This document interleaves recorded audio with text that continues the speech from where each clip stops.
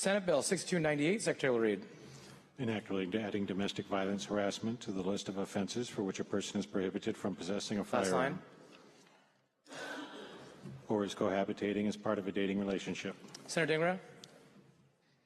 Thank you, Mr. President. I move that the rules be suspended, that Senate Bill 6298 be advanced to third reading, the second reading considered the third, and the bill be placed on final passage. Senator Dhingra has moved the rules be suspended, that Senate Bill 6298 be advanced to third reading, second reading considered the third, and the bill be placed on final passage. Hearing no objections, so ordered.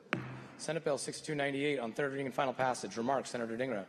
Thank you, Mr. President. This bill adds the crime of harassment, domestic violence to the list of domestic violence crimes for which an individual convicted of the crime will lose his right to possess a firearm. Domestic violence crimes are some of the hardest ones for prosecutors to prosecute, and they are one of the most deadly calls that our law enforcement officers respond to. And this really ensures that we are treating all perpetrators of domestic violence equally accountable for the crime of domestic violence. It is really a crime where we see a lot of lethality for women that are involved. And I also do want to make sure that we are letting survivors of domestic violence know that we are helping to protect them and ensuring that they don't become casualties of domestic violence. There's some concern about what constitutes harassment, and Mr. President, if you're okay with it, I would like to read what elements a prosecutor has to prove in order to prove the crime of harassment, domestic violence. Senator, please proceed. Thank you.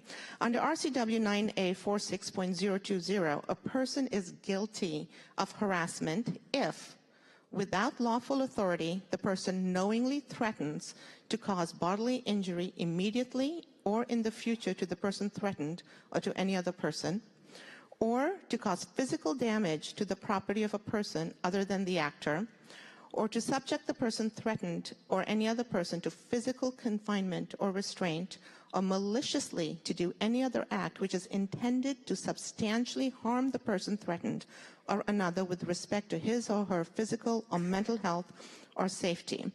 And the person or words or conduct places the person threatened in reasonable fear that the threat will be carried out.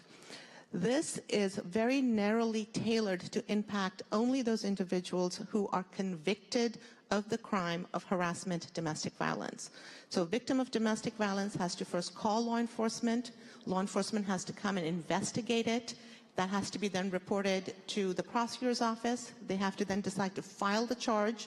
The charge will be going through arraignment, pretrial, and trial, and only after conviction will this occur. So I urge your support for this very important bill. Thank you.